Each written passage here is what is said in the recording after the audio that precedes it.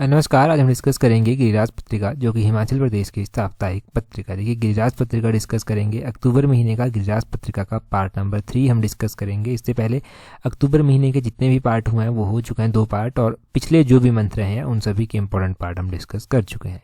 इस वीडियो का PDF आपको हमारे टेलीग्राम चैनल पर जो है वो मिल जाएगा। चलिए डिस्कस करते हैं। सबसे पहला क्वेश्चन, PGT पेपर 1 हो गया आपका, कोई और एग्जाम हो गया जहाँ पर ये क्वेश्चन पूछे जाएंगे, वहाँ पर डेफिनेटली आपको हेल्प मिलेगी। सबसे पहला क्वेश्चन देखिए, बोलते हैं which district has bagged the top position in Himachal Pradesh district good governance index annual report 2022। तो बोलते हैं कि हिमाचल प्रदेश जिला सुशासन सूचकांक की वार्षिक रिपोर्ट 2022 जो निकाली गई है, इसमें किस जिले ने जो है वो शीर्ष स्थान हासिल किया है। अगर हम बात करें ना, तो ये अभी हाल फिलहाल में निकाली गई, इसलिए बहुत ज़्यादा इंपॉर्टेंट जो है ये हो गई। तो इसमें जो है वो कांगड़ा जिले ने जो था वो टॉप किया। ऑप्शन बी जो है वो सही आंसर है। अब जो एग्जाम पॉइंट ऑफ व्यू से क्वेश्चंस हैं उनको देखते हैं कि क्या क्या पूछा जा सकता है। अगर कांगड़ा ने पहला स्थान हासिल किया है तो कांगड़ा को क्या प्राइज़ मिला। कांगड़ा को 50 लाख रुपया जो है वो दिया गया है। हमीरपुर ने दूसरा स्थान हासिल किया। हमीरपुर को क्या मिला है, हमीरपुर को 35 लाख रुपया जो है वो मिला है। लाहौल स्पीति ने जो है वो तीसरा स्थान हासिल किया है, तो लाहौल स्पीति को क्या मिला है, लाहौल स्पीति को 25 लाख रुपया जो है वो मिला है। अभी आपने ये ध्यान रखना है कि इन प्राइज़ को लेता कौन है। तो इन प्राइज़ को DC जो है वो लेते हैं, जो जिले के उपायुक्त होते हैं ना, वो जो है वो इन प्राइज़ को रिसीव करते हैं। अब लाहौल स्पीति ने ना तीसरा स्थान हासिल किया है, तो ये बहुत ज़्यादा इंपॉर्टेंट बन जाता है। पहला दूसरा तो है ही, तीसरे को इग्नोर मत करना, क्योंकि लाहौल स्पीति है ये जिसने तीसरा स्थान हासिल किया है। इस इंडेक्स की अगर हम फ्रेमवर्क देखेंगे तो इसमें जो है वो 8 थीम्स को कवर किया गया है। 19 फोकस सब्जेक्ट यहाँ पर रखे गए थे, और 90 क्रिटिकल गवर्नेंस जो इंडिकेटर थे वो रखे गए थे, जिसमें इम्प्लीमेंटेशन वेलफेयर स्कीम्स की किस तरह से होती है, प्रोग्राम्स की किस तरह से होती है, वो जो है वो पूरा जाता है उसमें इस तरह से कि किस किस तरह से जो है वो कौन डिस्ट्रिक्ट काम करता है अपनी योजनाओं को लेकर, तो वो सारा रखा गया होता है। चलो, अब आपने ये तो बेसिक चीज़ें जान ली। हिमाचल प्रदेश ने जो है वो शिक्षा, स्वास्थ्य, बिजली और जल आपूर्ति सहित विभिन्न क्षेत्रों में जो है वो क्या किया है, विभिन्न क्षेत्रों में ये जो इंडिकेटर रखे गए थे इनके ऊपर अच्छा जो है वो परफॉर्म किया है। ये जो इसमें 8 थीम्स रखी गई थी ना, इसमें क्या था, इसमें एक तो आवश्यक बुनियादी ढांचा था जो बेसिक स्ट्रक्चर होता है, मानव विकास था, सामाजिक संरक्षण था, महिलाएं एवं बच्चे थी, अपराध था, कानून व्यवस्था थी, और पर्यावरण था, पारदर्शिता थी, ट्रांसपेरेंसी कितनी होती है, जवाबदेही थी कि कितनी जो है वो अकाउंटेबिलिटी जो है वो बनती है किसी की, और आर्थिक प्रदर्शन जो था वो था किसी भी डिस्ट्रिक्ट का। इन 8 थीम्स को आप ध्यान रखना कि क्या गया थी। 19 थीम्स भी बताई गई थी, वो हम डिस्कस नहीं करेंगे, परंतु इतनी काफ़ी है। अब हमने क्या क्या जाना, हमने जाना पहला, दूसरा, तीसरा स्थान, हमने जाना किसकी थीम्स कितनी थी, फोकस सब्जेक्ट कितने थे, क्रिटिकल गवर्नेंस इंडिकेटर कितने थे, वो सारा हमने जाना। ये सारे ही पॉइंट इंपॉर्टेंट हैं बहुत ज़्यादा, तो इन सभी ही पॉइंट को आप ध्यान रखना। नेक्स्ट क्वेश्चन देखते हैं हमारे पास क्या पूछा गया है। नेक्स्ट क्वेश्चन में बोलते हैं हमारे पास, यहाँ पर देखें, बोलते हैं recently who has been appointed as chairman of Himachal Pradesh commission for water cess. तो ये क्वेश्चन ना बहुत ही ज़्यादा इंपॉर्टेंट है। क्यों इंपॉर्टेंट है, रिलेट करेंगे क्योंकि इसको भी बोलते हैं कि अभी हाल फिलहाल में हिमाचल प्रदेश जल उपकर आयोग का अध्यक्ष किसे नियुक्त किया गया है। तो ये अमिताभ अवस्थी को जो है वो किया गया है। ऑप्शन बी जो है वो सही आंसर है। अमिताभ अवस्थी को किया गया है। आपने ध्यान रखना है कि हिमाचल प्रदेश राज्य सरकार ने जो है, हिमाचल प्रदेश राजस्थान सरकार ने क्या किया है, अपॉइंट किया है अमिताभ अवस्थी को, जो सेक्रेटरी जल डिपार्टमेंट थे वो हैं। इनको जो है वो चेयरमैन बनाया गया है state commission for water cess का। वाटर सेस को लेकर आपको पता है एक कमीशन बना दिया गया, उसके चेयरमैन ये बने, तो इसीलिए ये इंपॉर्टेंट हो गए, क्योंकि वाटर को लेकर हमारा थोड़ा सा है भी झगड़ा दूसरे स्टेट्स के साथ, तो उसी की देख रेख में ये आ जाएगा। हाइड्रो पावर जनरेशन की बात करें तो हाइड्रो पावर जनरेशन भी इसी में आएगा, और 3 मेंबर भी जो है वो चुने गए हैं। 3 मेंबर कौन कौन से हैं, इसमें HM दरोला हैं और ये इंजीनियर हैं, और इसके अलावा एक HP स्टेट इलेक्ट्रिसिटी बोर्ड से हैं अरुण शर्मा और जोगिंदर सिंह। ये भी आपने ध्यान रखना है। खासकर कमीशन के चेयरमैन ज़्यादा इंपॉर्टेंट हैं, और तो नाम चलो आपने सुने होंगे, तो आप एग्जाम में ऑप्शंस को एलिमिनेट कर पाएंगे, ऑप्शंस को टिक कर पाएंगे। अब ये स्टेट गवर्नमेंट के द्वारा अपॉइंट किए गए, मुख्यमंत्री के द्वारा ही जब दिलवाई गई, तो ज़्यादा इंपॉर्टेंट है ये आपके लिए नाम इनका। अब नाम से आपने ध्यान रखना है, यहाँ पर वो आपने अमिताभ कांत का नाम कहीं ना कहीं पर सुना होगा। तो कहाँ पर आपने अमिताभ कांत का नाम जो था वो सुना था, और नीति आयोग के बारे में भी हम थोड़ी सी बात करेंगे। आपने ध्यान रखना है कि अमिताभ कांत जो है वो सीईओ जो है वो रह चुके हैं नीति आयोग के। अब नीति आयोग के प्रेजेंट टाइम में सीईओ कौन है और इसकी स्थापना कब की गई थी, वो भी क्वेश्चन एग्जाम में बन सकता है। तो आपने ध्यान रखना है कि नीति आयोग की स्थापना 2015 में जो था वो की गई थी, और 2015 में इसकी स्थापना की गई थी। इसके जो चेयरमैन होते हैं ना, वो होते हैं प्रधानमंत्री, यानी कि नरेंद्र मोदी जो है वो इसके चेयरमैन है, ये आपने ध्यान रखना है। इसके जो वाइस चेयरपर्सन है वो कौन है, वाइस चेयरपर्सन जो है सुमन बेरी हैं, सुमन बेरी का नाम आपने ध्यान रखना है। और साथ में आपने ध्यान रखना है कि इसके सीईओ जो है वो कौन है, चीफ एग्जीक्यूटिव ऑफिसर कौन है, तो वो है BVR सुब्रमण्यम, इनका नाम आपने ध्यान रखना है, BVR सुब्रमण्यम का। तो ये आप नीति आयोग के बारे में ज़रूर ध्यान रखना।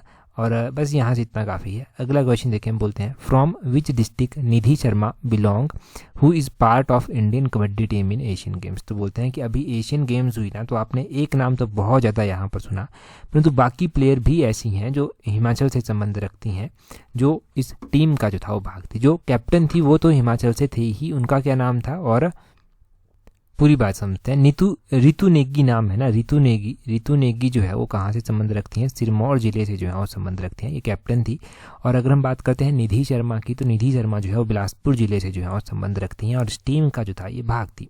क्यों चर्चा में आया, क्योंकि कहा गया कि जो स्वर्ण पदक विजेता हैं उन खिलाड़ियों को जो है वो 15-15 लाख रुपया जो है वो दिया जाएगा। ये जो एशियन गेम्स हुई, ये चीन के हांगझाऊ रीजन में जो था वो हुई। और आपने ध्यान रखना है कि हिमाचल के 6 खिलाड़ी पदक विजेता इसमें शामिल हैं। इनके नाम किस तरह से हैं, तो कबड्डी के ये प्लेयर हैं। इसमें जो है वो सिरमौर जिला की जो है वो रितु नेगी आ जाती है, पुष्पा राणा आ जाती है, और कुमारी सुषमा जो है वो यहाँ पर आ जाती हैं। 3 नाम आपने सिरमौर के ध्यान रखने हैं। बिलासपुर की जो है वो यहाँ पर कुमारी निधि शर्मा इनका पूरा नाम है, ये जो है वो बिलासपुर की आ जाती है। सोलन की कुमारी ज्योति यहाँ पर आ जाती हैं। और कबड्डी पुरुष वर्ग की अगर हम बात करें, तो कबड्डी पुरुष वर्ग में जो है वो ऊना जिला के विशाल भारद्वाज जो था वो थे, जो कि स्वर्ण पदक जीत कर लाए हैं। तो उनको 15-15 लाख रुपए देने की बात कही गई थी, इसीलिए ये ज़्यादा चर्चा में जो है वो आया। प्लेयर्स के बारे में पता चल गया, डेफिनेटली पता चल गया होगा। रितु नेगी का पूरा ध्यान रखना है, पुष्पा राणा का ध्यान रखना है, कुमारी सुषमा का ध्यान रखना है। निधि शर्मा का आपको पता चल गया कि बिलासपुर जिले की हैं, और एक सोलन जिले की हैं कुमारी ज्योति, ये भी ध्यान रखना है। अब मैं एक ट्रिकी सा क्वेश्चन आपसे पूछता हूँ, जो पीजीटी के पेपर में मोस्ट एक्सपेक्टेड हो सकता है, या फिर आपके किसी और एग्जाम में मोस्ट एक्सपेक्टेड हो सकता है, कि कबड्डी टीम जो होती है उसमें कितने प्लेयर होते हैं। कबड्डी टीम जो होती है ना, उसमें ईच 2 टीमें होती हैं, आपको पता है, तो दोनों टीमों में जो है 12-12 प्लेयर जो है वो होते हैं, ये आपने ध्यान रखना है। और एक टाइम में जो कोर्ट में जाते हैं ना, कबड्डी का जो ग्राउंड होता है उसको कोर्ट कहते हैं, उसमें जो है वो कितने लोग जाते हैं, उसमें 7 लोग जो हैं वो जाते हैं। आपको पता है, मान लीजिए ये कबड्डी का ग्राउंड है, ठीक है, ये कबड्डी का ग्राउंड हो गया, तो एक बारी में ना 7 लोग जाएंगे, ठीक है, ये आपने ध्यान रखना है कि 7 लोग जो हैं वो एक बारी में जाएंगे, और 7 एक साइड होंगे, 7 दूसरी साइड होंगे, वैसे 12 प्लेयर जो हैं वो कहने को पूरे होते हैं, ये भी ध्यान रखें। यहाँ से इतना काफ़ी है। अगला क्वेश्चन देखते हैं हमारे पास क्या दिया गया है। नेक्स्ट क्वेश्चन में बोलते हैं, अब देखो पीजीटी के अगर आप प्रीवियस पेपर उठा के देखेंगे ना, तो वहाँ पर आपको एक क्वेश्चन ज़रूर मिलेगा। 10 क्वेश्चन एचपीजीके के पूछे जाते थे पहले, अब 15 पूछे जाएंगे। अब वहाँ पर ना एक क्वेश्चन आपको योजनाओं से संबंधित देखने को मिलेगा। तो 2 योजनाएं आज हमारे पास हैं। पहली योजना देखिए, बोलते हैं under Mukhyamantri Kanyadan Yojana how much financial assistant is provided to eligible families on the marriage of their daughter. तो बोलते हैं कि जो मुख्यमंत्री कन्यादान योजना चलाई गई है, इस योजना के अंतर्गत जो पात्र परिवार की बेटियां हैं उनको शादी के लिए जो है वो कितनी आर्थिक मदद जो है वो दी जाती है। तो मुख्यमंत्री कन्यादान योजना, इस योजना के तहत कुछ लोगों को लाभ मिला, तभी ये गिरिराज पत्रिका में जो है वो एक आर्टिकल आया था। अभी जो आर्टिकल आया था ना, इसमें डिटेल में बताया भी गया था थोड़ा सा कि किस किस तरह से फ़ायदा हुआ, परंतु हमारे काम का जो है एग्जाम पॉइंट ऑफ व्यू से उसको देखते हैं। 51,000 रुपया, ऑप्शन बी सही आंसर है। 51,000 रुपया दिया जाता है, चलो सही बात है। पूरी योजना किस तरह से है, इसमें क्या क्राइटेरिया जो है वो फुलफिल करना पड़ता है अगर किसी को ये 51,000 रुपया जो है वो लेना है। अब देखो 51,000 के लिए ना सरकार ने एक टर्म एंड कंडीशन रखी है। सरकार ने रखा है कि जो पूरी आय है उनकी 50,000 रुपये से ज़्यादा नहीं होनी चाहिए। वार्षिक आय 50,000 रुपये से ज़्यादा नहीं होनी चाहिए। अगर किसी बेटे का कोई पेरेंट नहीं है, अगर किसी का कोई शारीरिक मानसिक तौर पर आजीविका कमाने के समर्थ नहीं है, तो वो भी जो है वो इसके लिए एलिजिबल है।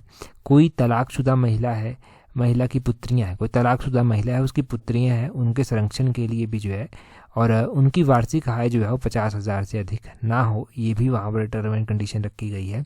साथ ही जब शादी का समय हो ना तो बेटी की आयु, लड़की जो होगी ना उसकी आयु 18 वर्ष होनी चाहिए, जबकि जिसे लड़के के साथ शादी होगी उसकी भी आयु का क्राइटेरिया रखा गया है, उसकी आयु 21 साल तो कम से कम होनी ही चाहिए, 21 साल पूरे होने चाहिए, तभी जो है ये 51,000 रुपये का बेनिफिट जो है वो ले पाएंगे।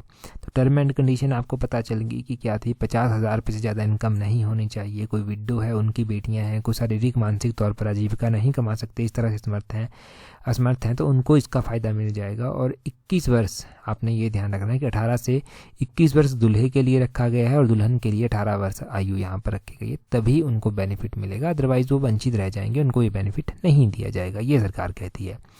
इतना आप इस योजना के बारे में नोट कर लेना। अगला क्वेश्चन देखते हैं हमारे पास क्या दिया गया है। बोलते हैं under Shagun Yojana how much financial assistance is provided to the eligible family on the marriage of their daughter. तो बोलते हैं कि सगुन योजना भी है एक, ये भी जो है वो शादी से ही संबंधित है। तो बोलते हैं इसमें कितनी आर्थिक सहायता जो है वो दी जाती है जब बेटी की शादी होती है। तो सगुन योजना की बात करें तो इसमें 31,000 रुपया मिलता है, ऑप्शन ए जो है वो सही आंसर है। और सगुन योजना का क्राइटेरिया थोड़ा सा अलग है, इसमें अगर किसी को लाभ लेना है ना तो वो परिवार BPL में सूचित होना चाहिए, बिलो पॉवर्टी लाइन में सूचित होना चाहिए, वो परिवार गरीबी रेखा से नीचे हो और BPL सूची में जो है उसका नाम होना चाहिए, तभी उसको लाभ मिल जाएगा। इस योजना के तहत जो है वो आय प्रमाण पत्र की आवश्यकता नहीं होती है, जब BPL में है तो आय का क्राइटेरिया कोई रखा ही नहीं है। इस योजना में आय की कोई आवश्यकता तो है नहीं, परंतु 31,000 रुपया ही जो है वो सहायता के तौर पर यहाँ पर मिलेगा, ये भी नोट डाउन करें। सगुन योजना के बारे में आपको पता चल गया। एक इसी तरह की योजना ना हिमाचल में और भी चलाई गई थी जिसका नाम था सहारा योजना, जिसमें कन्फ्यूज़न हो जाता था। तो सहारा योजना जो चलाई गई थी ना वो उन लोगों के लिए चलाई गई थी जो गंभीर बीमारियों से जो है वो ग्रसित हैं, जो किसी भी गंभीर बीमारी का कोई शिकार है, उनके लिए चलाई गई थी, उनको जो था वो यहाँ पर फ़ायदा मिलता था सहारा योजना के तहत। तो सहारा योजना का पता चल गया, सगुन योजना का पता चल गया, मुख्यमंत्री एक जो हमने कन्यादान योजना जानी उसका पता चल गया, काफ़ी है इतना।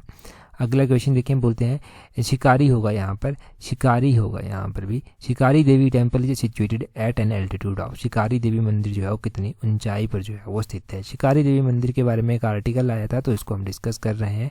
शिकारी देवी मंदिर जो है वो 3,359 मीटर ऊंचाई पर जो है वो स्थित है, ऑप्शन बी सही आंसर है।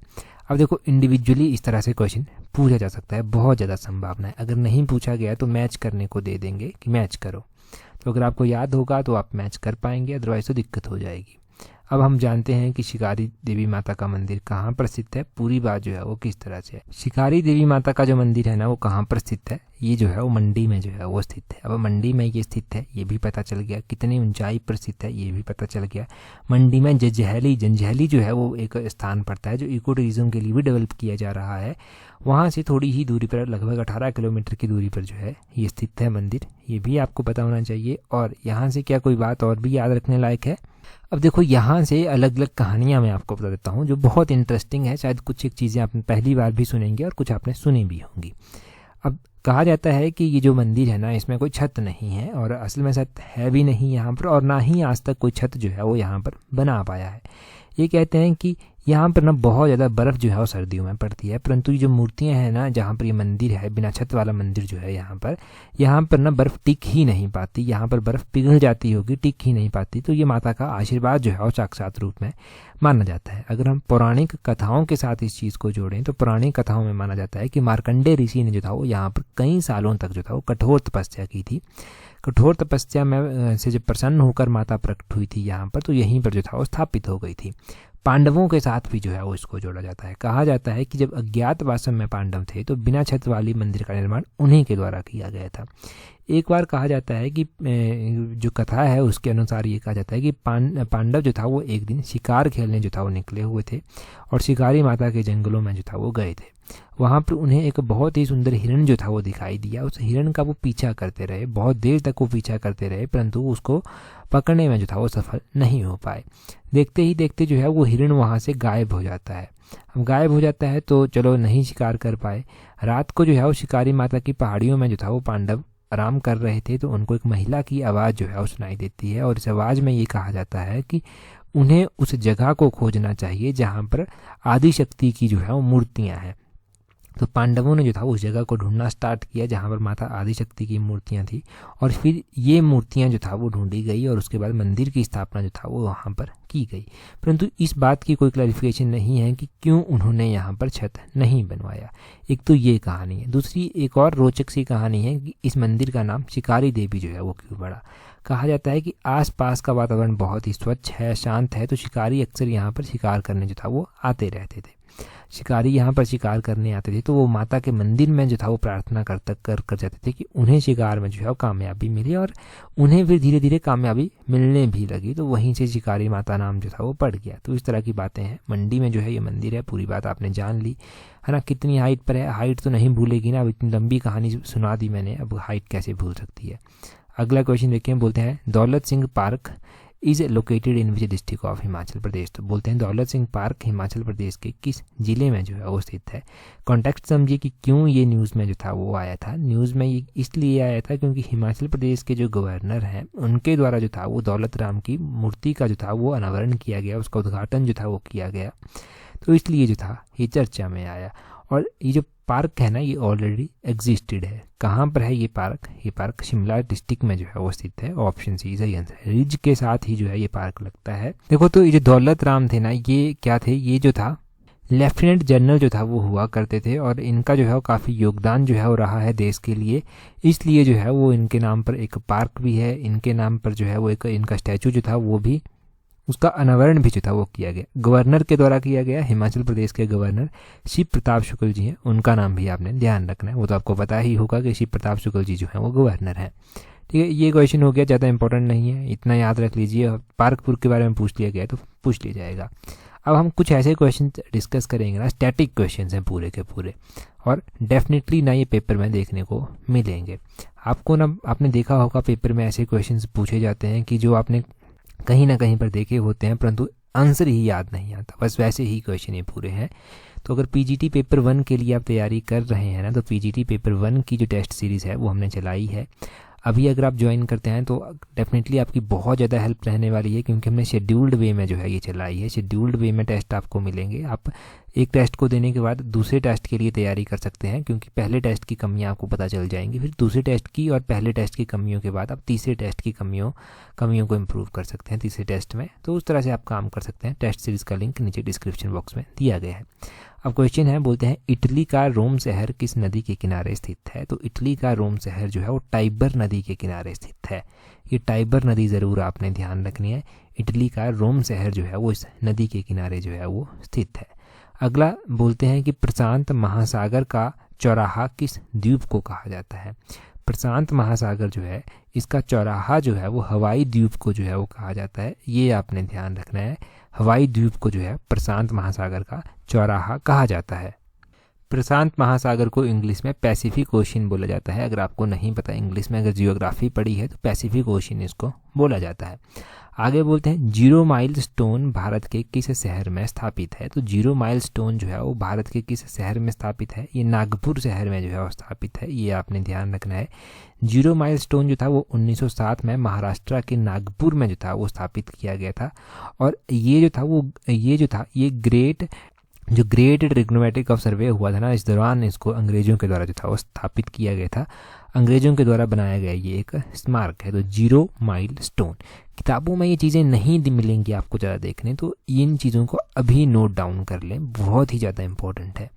आगे बोलते हैं औरंगजेब का मकबरा कहाँ पर स्थित है। औरंगजेब का मकबरा जो है वो औरंगाबाद में जो है वो स्थित है। ये आपने नोट डाउन करना है। और यहाँ से अगला क्वेश्चन देखें, बोलते हैं एम.एस. स्वामीनाथन को किस क्रांति का जनक माना जाता है। तो जो हरित क्रांति हुई थी ना उसका जनक इनको माना जाता है। एम.एस. स्वामीनाथन का अभी निधन हुआ, तो इसलिए जो था ये इनके बारे में क्वेश्चन यहाँ पर बना है। वैसे तो देखो ग्रीन रेवोल्यूशन जो था वो 1950 में ही स्टार्ट हो गई थी, परंतु इंडिया में ये 1960s में स्पेसिफिक रूप में 1966 के आसपास जो है वो देखने को मिलती है। और इसका जनक जो है वो कहा जाता है एम.एस. स्वामीनाथन जी को। जब ये स्टार्ट हुई थी तो उस टाइम भारत के जो प्रधानमंत्री थे वो लाल बहादुर शास्त्री जो था वो हुआ करते थे। आपको पता है कुछ टाइम ये भी आया था कि इंडिया के पास अनाज की बहुत ज़्यादा कमी हो गई थी, है ना। तो उस टाइम ये भी कहा गया था कि इंडिया को जो है वो एक मील का खाना जो है वो मिस कर देना चाहिए, इस तरह से नारा दिया गया था। लाल बहादुर शास्त्री ही उस टाइम जो था वो प्राइम मिनिस्टर हुआ करते थे। और आपने ध्यान रखना है कि अगर हम इंडिया में बात करते हैं ना ग्रीन रेवोल्यूशन की, तो इंडिया में जो है वो नॉर्मन बोरलैग को जो है वो फादर ऑफ ग्रीन रेवोल्यूशन कहा जाता है। नॉर्मन बोरलैग का नाम आपने नोट कर लेना है। और इसके अलावा आपने ध्यान रखना है कि फादर ऑफ ग्रीन रेवोल्यूशन जो थे ना वर्ल्ड में, उनको नोबेल प्राइज़ भी मिल चुका है। नोबेल पीस प्राइज़ उनको मिला था और 1970 में 1970 में जो था नॉर्मन बोरलैग को जो था ये पीस प्राइज़ जो था वो मिला था। MS स्वामीनाथन की बात करते हैं। अब MS स्वामीनाथन जो है वो इंडिया से संबंध रखते हैं। और जब ग्रीन रेवोल्यूशन यहाँ पर आई थी ना, तो राइस और व्हीट की खेती को ना बहुत ज़्यादा बढ़ावा जो था वो मिला था। आज भी आप देखते हैं कि पंजाब में इसका बहुत ज़्यादा प्रभाव है। यहाँ पर आज भी जो चावल हैं, गेहूँ हैं, वो बहुत अधिक मात्रा में जो है वो उगाया जाता है। स्वामीनाथन जी को जो था वो अवार्ड भी मिल चुके हैं। 1989 में बात करें तो इनको पद्म विभूषण अवार्ड जो था वो मिला था। इनको 1971 में जो था वो रेवन मैग्सेसे अवार्ड भी जो है वो मिल चुका है। Ramon Magsaysay award for community leadership जो था वो इनको दिया गया था कि कम्युनिटी लीडरशिप में इनको ये मिला था। तो ये ध्यान रखना है। आगे बोलते हैं अगले क्वेश्चन में, सलीम अली राष्ट्रीय उद्यान कहाँ पर स्थित है। उससे पहले क्वेश्चन आप मुझे बताओ, यहीं से रिलेट करते हैं क्वेश्चन को। वर्ल्ड फूड डे कब मनाया जाता है? वर्ल्ड फूड डे भी मनाया जाता है, ये कब मनाया जाता है ये आपने कमेंट करके बताना है। आगे बोलते हैं सलीम अली राष्ट्रीय उद्यान कहाँ पर स्थित है। ये जो सलीम अली नेशनल पार्क है ना, ये जम्मू कश्मीर में जो है वो स्थित है। ठीक है, जम्मू कश्मीर में जो है वो स्थित है। परंतु हमारे नेशनल पार्क जो है ना, उनको रिवाइज करने का मौका जब मिल रहा है तो उस मौके को छोड़ेंगे नहीं, और अभी हम जल्दी से जल्दी नेशनल पार्क को जो है वो रिवाइज कर भी लेंगे। इंपॉर्टेंट होते हैं national park exam point of view से। और एक हमारे पास जिम कॉर्बेट नेशनल पार्क है। ये जिम कॉर्बेट नेशनल पार्क जो है वो कहाँ पर स्थित है? ये जो है उत्तराखंड में स्थित है। सबसे पुराना है ये, 1936 में जो था वो एस्टेबलाइज किया गया था। इसके अलावा आपने ये ध्यान रखना है कि कान्हा नेशनल पार्क है। कान्हा नेशनल पार्क मध्य प्रदेश में जो है वो पड़ता है, तो वो भी आपने ध्यान रखना है। खजीरंगा नेशनल पार्क है, ये असम में जो है वो पड़ता है। बांदीपुर नेशनल पार्क है, बांदीपुर नेशनल पार्क इंपॉर्टेंट है। बांदीपुर नेशनल पार्क जो है वो कहाँ पर पड़ता है? कर्नाटक में जो है वो पड़ता है। गिर नेशनल पार्क एग्जाम में बहुत बार पूछा गया है पब्लिक सर्विस कमीशन के, गुजरात में जो है वो स्थित है गिर नेशनल पार्क। और दुधवा नेशनल पार्क है, ये जो है वो उत्तर प्रदेश में जो है वो स्थित है। दुधवा नेशनल पार्क उत्तर प्रदेश में स्थित है। जम्मू कश्मीर की बात करें तो यहाँ पर एक हेमिस नेशनल पार्क करके भी है, तो हेमिस नेशनल पार्क भी आपने ध्यान रखना है। आपने साथ में ध्यान रखना है पेरियार नेशनल पार्क, ये जो है वो केरला में स्थित है। नंदा देवी नेशनल पार्क, ये उत्तराखंड में जो है वो स्थित है। राजाजी नेशनल पार्क, ये भी जो है वो उत्तराखंड में ही स्थित है। तो इतने नेशनल पार्क काफ़ी हैं, बहुत हो गए ये याद रखने के लिए। तो इन नेशनल पार्क्स को आप ध्यान रख लें। अभी नोट करने की ज़रूरत नहीं है, सिर्फ रिवाइज करना ही नेशनल पार्क को काफ़ी है, क्योंकि बहुत सारे हैं। बस अगर आपने सुने होंगे ना तो एग्ज़ाम में आप सही आंसर क्लिक कर ही देंगे। अलाइड सर्विसेज की जब टेस्ट सीरीज हमने चलाई है ना, उसमें इस तरह के बहुत सारे क्वेश्चंस आपके इतने प्रैक्टिस होंगे ना कि आपको याद ही हो जाएंगे। तो अगर वो टेस्ट सीरीज आपको ज्वाइन करनी है तो नीचे डिस्क्रिप्शन बॉक्स में उसका भी लिंक मिल जाएगा, कमेंट बॉक्स में उसका लिंक मिल जाएगा।